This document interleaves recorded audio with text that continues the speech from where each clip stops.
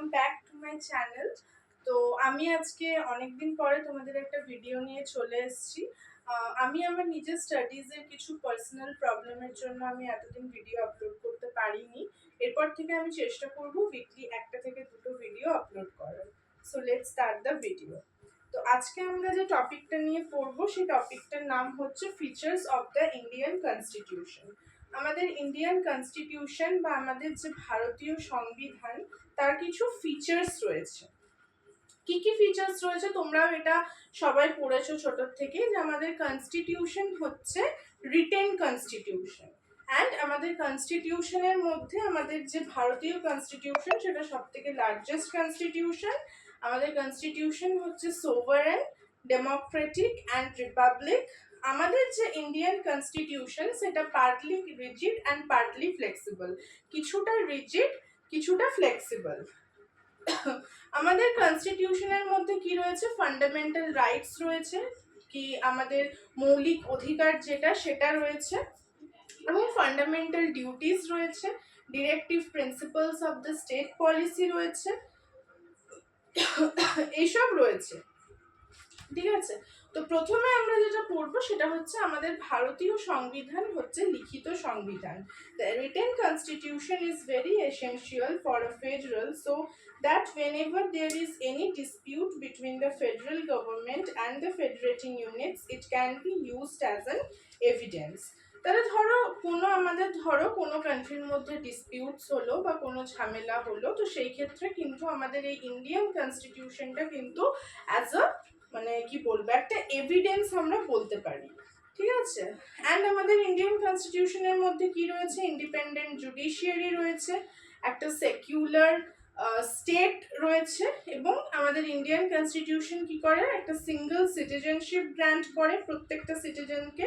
Universal adult franchise রয়েছে, যেখানে আমরা 18 বছরের পরে আমরা ভোট দিতে পারবো। অফিসিয়াল ল্যাঙ্গুয়েজ অফ ইন্ডিয়া, এবং আমাদের ইন্ডিয়ার একটা অফিসিয়াল ল্যাঙ্গুয়েজ এখানে আমাদের অ্যাকর্ডিং টু দ্য কনস্টিটিউশন বলা হয়েছে। ঠিক আছে, এরপরে আমাদের ইন্ডিয়ান কনস্টিটিউশনের কিছু পার্টস রয়েছে। পার্টস কি কি, যেমন প্রথমে যদি আমরা বলি তাহলে পার্ট 1 যেটা আর্টিকেল 1 থেকে 4 এর মধ্যে পড়ছে, সেটা আমাদের কোন কোন জিনিসের সাথে ডিল করছে, deals with the territory of India, formation of new states, alterations, names of existing states. Part 2 এ রয়েছে, পার্ট 2 কত আর্টিকেল থেকে কত আর্টিকেলের মধ্যে রয়েছে, আর্টিকেল 5 to 11 এর মধ্যে রয়েছে deals with the citizenship. Next তোমাদের part 3 article 12 to 35 deals with the fundamental rights of the Indian citizen.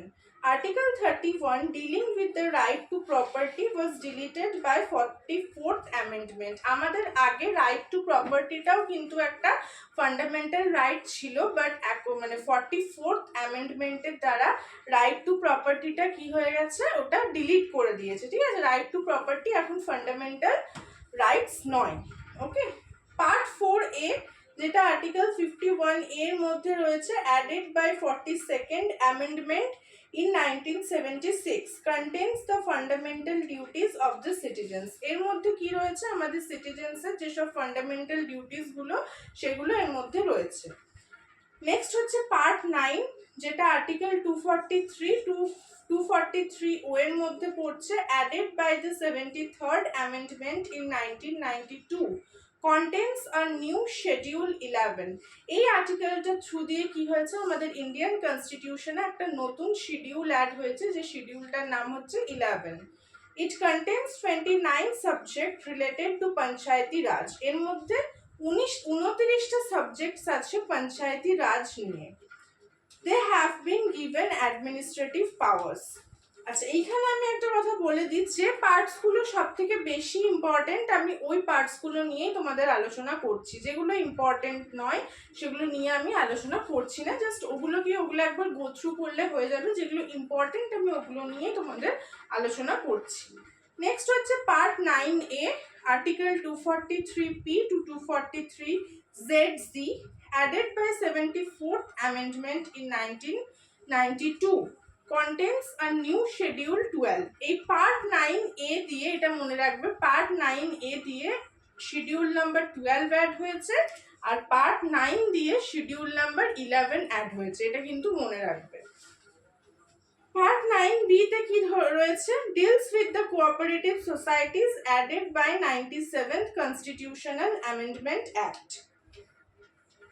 ব্যাস এই পার্টগুলো পড়লেই হবে, আর সেরকম এখানে কিছু ইম্পর্টেন্ট নেই। আর্টিকেল 352 টু 360 যেটা আমাদের রয়েছে article number 18 A, deals with the emergency provisions.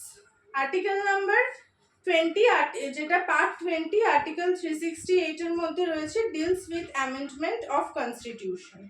ব্যাস এইগুলো হচ্ছে তোমাদের পার্টস অফ ইন্ডিয়ান কনস্টিটিউশন, মানে ইন্ডিয়ান কনস্টিটিউশনের মধ্যে কোন কোন আর্টিকেলস গুলোর মধ্যে কি কি আছে সেইটা।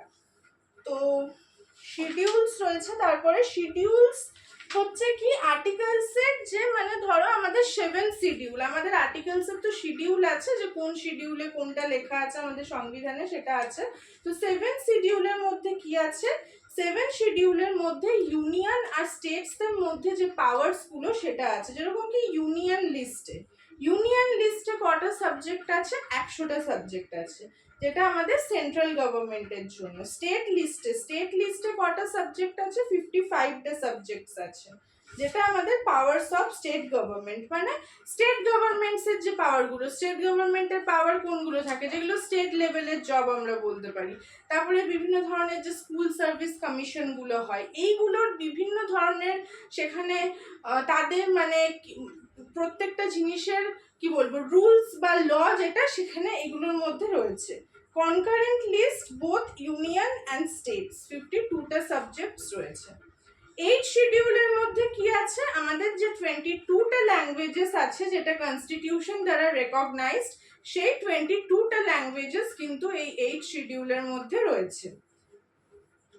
9 শিডিউলের মধ্যে added by first amendment in 1951, right to property is not a fundamental right now, এটা আমি বললাম। 10 শিডিউলের মধ্যে বিভিন্ন ধরনের আমাদের প্রভিশনস নিয়ে ডিসকাস করা আছে। 11 শিডিউলে পঞ্চায়েত সিস্টেমস এর পাওয়ার, অথরিটি আর রেসপন্সিবিলিটিস নিয়ে ডিসকাশন করা আছে। আর 12 শিডিউলে আমাদের মিউনিসিপ্যাল কর্পোরেশনের বিভিন্ন প্রভিশনস নিয়ে ডিসকাস করা আছে। বাই 74th আচ্ছা একটা জিনিস বলে দিই, যেটা আমাদের পঞ্চায়েতি রাজ সেটা অ্যাড হয়েছিল 73 অ্যামেন্ডমেন্টের দ্বারা, আর যেটা মিউনিসিপ্যাল কর্পোরেশন সেটা আমাদের অ্যাড হয়েছিল 74th অ্যামেন্ডমেন্টের দ্বারা। ঠিক আছে, তো এটা একটু মনে রাখবে।